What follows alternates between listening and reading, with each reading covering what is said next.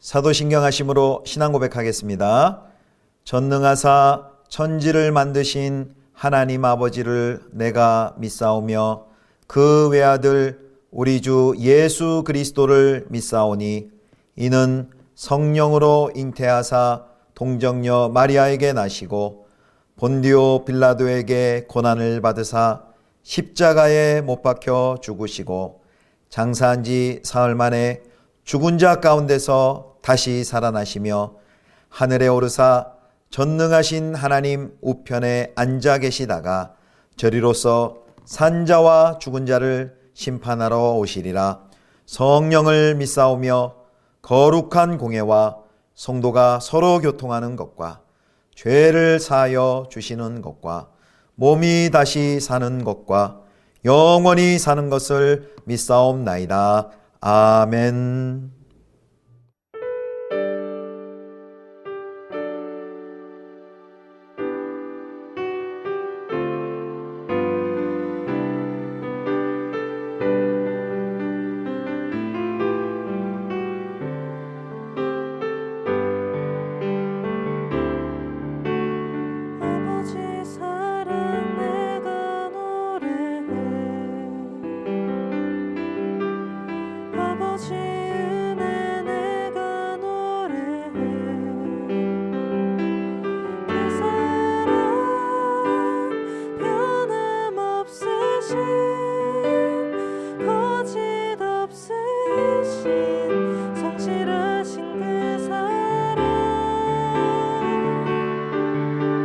상한 갈대 꺾지 않으시는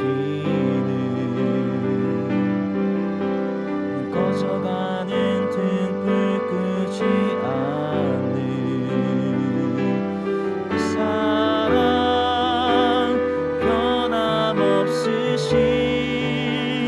거짓 없으신 성실하신 그 사랑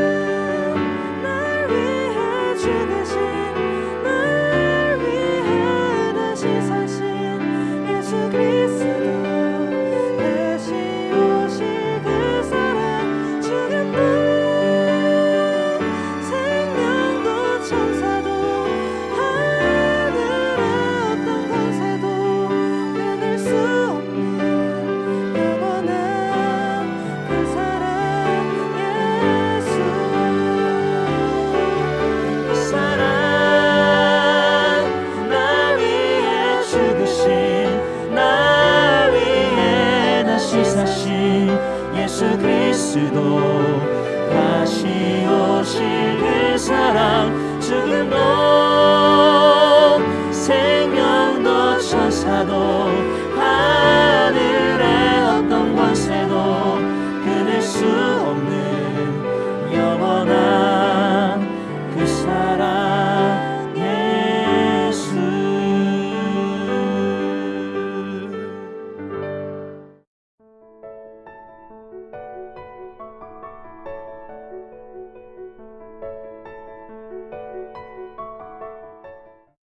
여호수아가 죽은 후에 이스라엘 자손이 여호와께 여쭈어 이르되 우리 가운데 누가 먼저 올라가서 가나안 족속과 싸우리이까. 여호와께서 이르시되 유다가 올라갈지니라. 보라, 내가 이 땅을 그의 손에 넘겨주었노라 하시니라. 유다가 그의 형제 시므온에게 이르되 내가 제비 뽑아 얻은 땅에 나와 함께 올라가서 가나안 족속과 싸우자. 그리하면 나도 내가 제비 뽑아 얻은 땅에 함께 가리라 하니 이에 시므온이 그와 함께 가니라.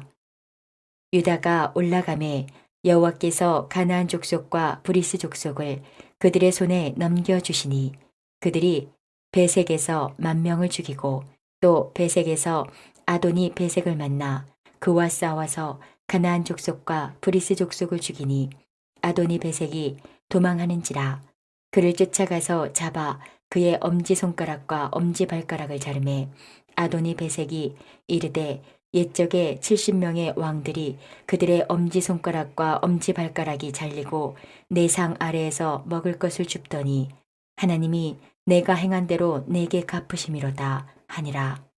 무리가 그를 끌고 예루살렘에 이르렀더니 그가 거기서 죽었더라. 유다 자손이 예루살렘을 쳐서 점령하여 칼날로 치고 그 성을 불살랐으며 그 후에 유다 자손이 내려가서 산지와 남방과 평지에 거주하는 가나안 족속과 싸웠고 유다가 또 가서 헤브론에 거주하는 가나안 족속을 쳐서 세세와 아히만과 달메를 죽였더라. 헤브론의 본 이름은 기럇 아르바였더라. 거기서 나아가서 드빌의 주민들을 쳤으니 드빌의 본 이름은 기럇 세벨이라. 성도 여러분 반갑습니다. 11월이 시작되었습니다. 11월 한 달 동안도 하나님과 동행하시는 우리 성도님들 다 되시기를 축복합니다. 이제 11월부터는 사사기로 본문이 정해졌습니다. 오늘 본문은 사사기 1장 1절에서 11절 질문했다면 온전히 순종해라 라는 제목으로 하나님의 말씀 함께 묵상하도록 하겠습니다. 여호수아서가 이제 정복 과정에 대한 설명들이 들어있다면 사사기는 이제 가나안 땅의 정착에 대한 내용이 들어있다고 볼 수 있습니다. 이제 오늘 이제 1절부터 내일 본문인 1장 21절까지에는요 남부 지역의 남부 지방에 그 있는 지파들 유다, 시므온, 베냐민의 가나안 정복 전쟁에 대한 가나안 정복에 대한 보고서가 기록이 되어 있습니다. 자, 먼저 한번 1절 보겠습니다. 여호수아가 죽은 후에 이스라엘 자손이 여호와께 여쭈어 이르되 우리 가운데 누가 먼저 올라가서 가나안 족속과 싸우리이까. 아멘. 사사기의 시작이 여호수아가 죽은 후에라고 시작이 됩니다. 여호수아서의 시작은 모세가 죽은 후에라고 시작이 됩니다. 예, 지도자의 부재 사항에서 지금 이스라엘이 이제 어떻게 반응해야 될지 초미의 관심사입니다. 지도자가 없을 때 이스라엘 백성들 어떻게 해야 될까요? 그들의 영원한 참 지도자이신 인간 지도자는 떠나지만 모세도 떠나고 여호수아도 떠나지만 참 지도자이신 하나님을 전적으로 의지하는 것이 필요했습니다. 그런데 저들의 질문을 보니까요 굉장히 긍정적인 희망을 보게 됩니다. 자, 사후에 여호수아의 사후에 이스라엘의 어느 지파가 먼저 올라갈 것인가에 대한 논의가 있었는데요. 그것을 하나님께 묻는 장면이 나옵니다. 자, 그것이 1절이었죠. 예, 우리 가운데 누가 먼저 올라가서 가나안 족속과 싸우리까. 참 다행입니다. 하나님께 이렇게 묻고 여쭙고 하나님의 뜻을 확인하려고 하는 이스라엘의 이런 자세, 태도 너무나도 긍정적이고 또 당연히 이렇게 해야만 합니다. 이러한 행동은 이 질문은 이스라엘 백성들이 하나님을 참 지도자로 믿고 따르고 있다라는 것을 우리에게 보여주고 있는 것입니다. 한 가지 우리가 적용할 수 있겠죠. 여기서 우리가 존경하고 또 따르는 인간의 지도자는 언젠가는 떠납니다. 모세도 떠나고 또 여호수아도 떠납니다. 바뀌고 사라지지만 우리의 참 지도자이신 하나님께서는 우리와 늘 함께 하시며 우리를 도와주십니다. 그러므로 언제든 어떤 상황이든 우리를 지키시고 보호하시고 인도하시는 그 하나님께 하나님의 뜻을 묻고 그 뜻을 따르는 저희가 되어야 하겠습니다. 그렇게 하나님을 의지하고 믿고 따를 때 하나님께서 우리의 길을 인도하여 주시고 우리의 길을 책임져 주실 것입니다. 자, 이제 두 번째 주제인데요. 1장 2절을 보겠습니다. 이 누가 가나안 족속과 싸우리까 질문했을 때 그것에 대한 답변이 2절에 나와 있습니다. 여호와께서 이르시되 유다가 올라갈지니라 보라 내가 이 땅을 그의 손에 넘겨주었노라 하시니라. 여기 이런 표현이 있죠. 누군가의 손에 땅을 넘겨주었다. 이것은 여호수아서에서도 그렇고 승리의 약속을 표현하는 아주 전형적인 표현입니다. 특별히 여기 넘겨주었다라는 표현은 완료형입니다. 전쟁 시작이 하기도 전에 이미 유다에게 승리를 하나님께서 약속하셨습니다. 여호수아서에서도 보면 1장 3절에 그런 표현이 있죠. 내가 밟는 곳은 모두 내가 너희에게 주었노니. 일어나지도 않았는데 이미 주었다. 완료형으로 표현하고 있습니다. 하나님의 약속은 확실하죠. 확실한 하나님의 약속의 성취를 보여주는 표현입니다.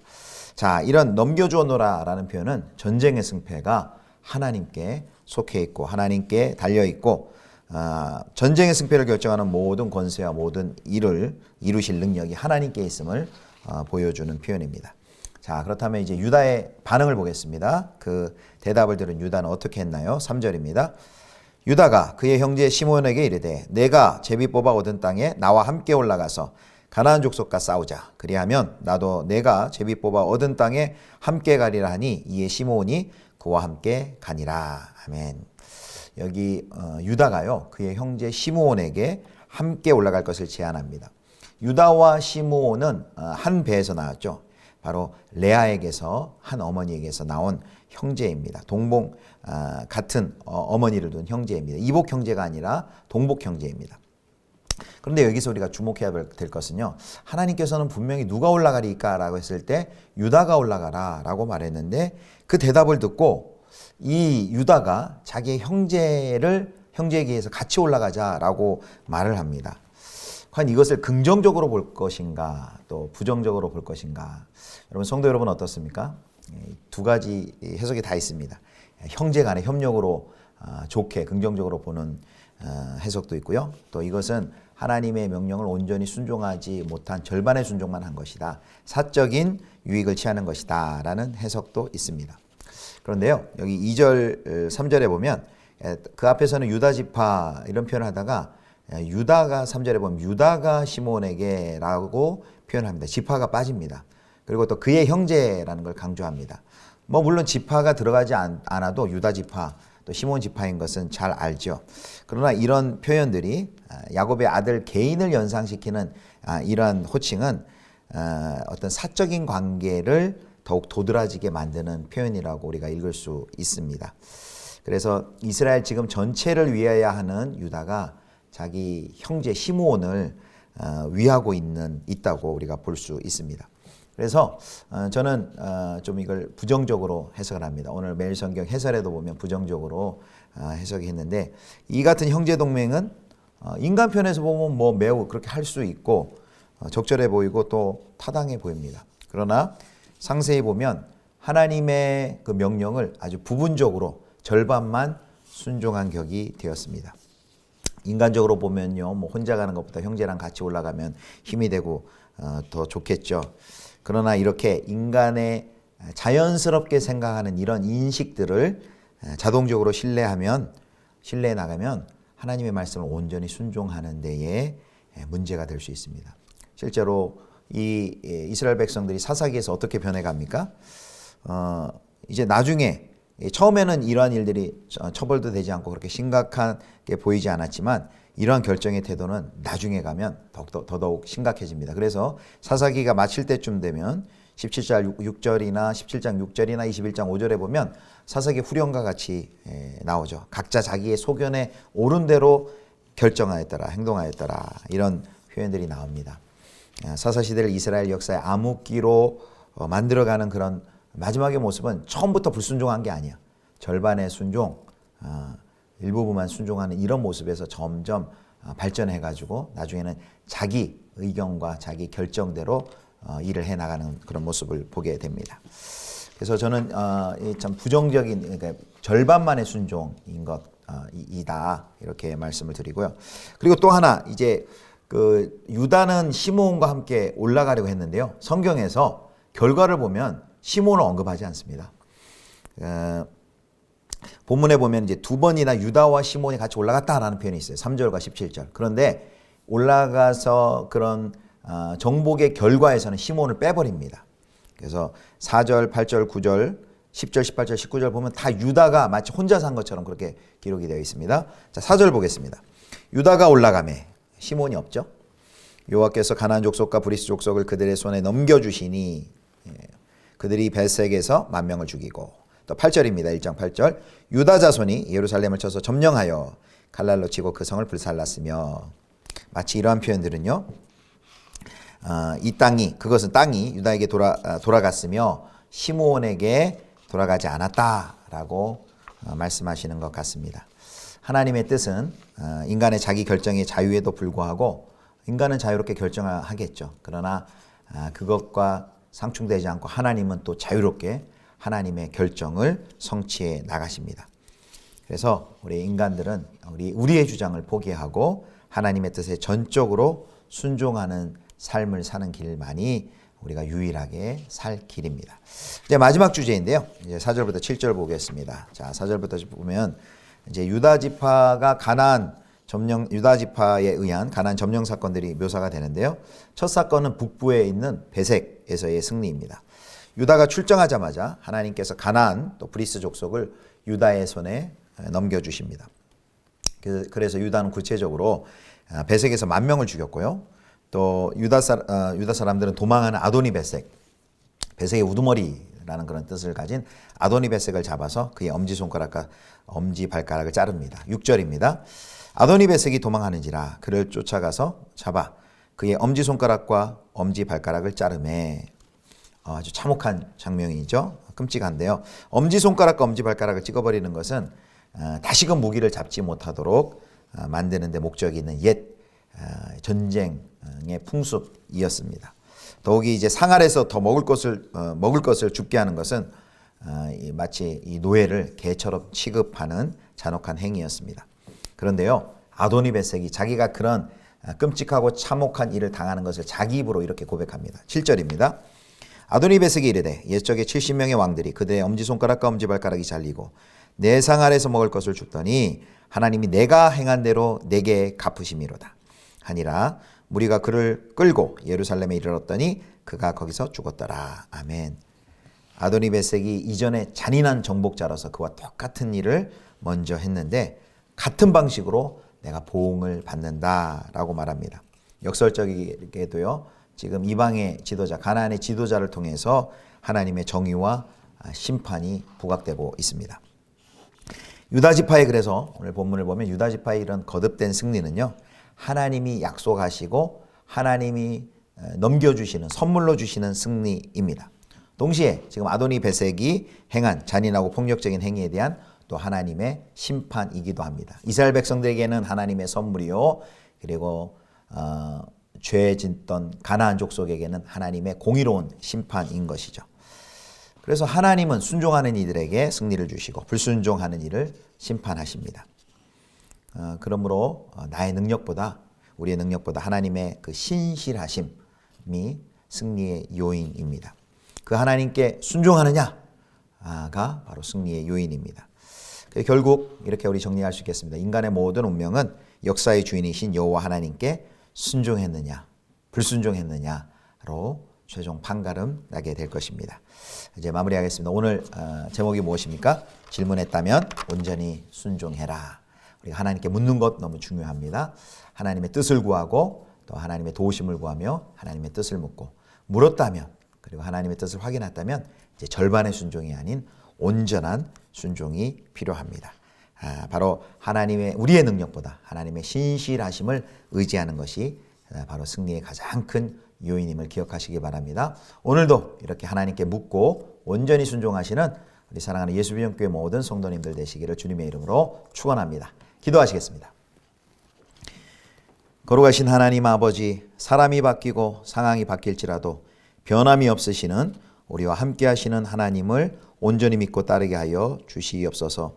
하나님께 질문하고 주님의 뜻을 구했다면 온전히 순종하는 저희가 되게 하여 주옵소서. 나의 능력보다 하나님의 신실하심이 하나님 승리의 가장 큰 요인임을 기억하며 주님을 온전히 신실하신 주님을 온전히 의지하는 저희가 되게 해 주옵소서. 감사드리며 우리 구주 예수 그리스도의 이름으로 기도드립니다. 아멘. 주님 가르쳐 주신 기도하겠습니다. 하늘에 계신 우리 아버지여, 이름이 거룩히 여김을 받으시오며 나라의 임하옵시며 뜻이 하늘에서 이룬 것 같이 땅에서도 이루어지이다. 오늘날 우리에게 일용할 양식을 주옵시고 우리가 우리에게 죄 지은 자를 사하여 준 것 같이 우리 죄를 사하여 주옵시고 우리를 시험에 들게 하지 마옵시고 다만 악에서 구하옵소서. 대개 나라와 권세와 영광이 아버지께 영원히 있사옵나이다. 아멘.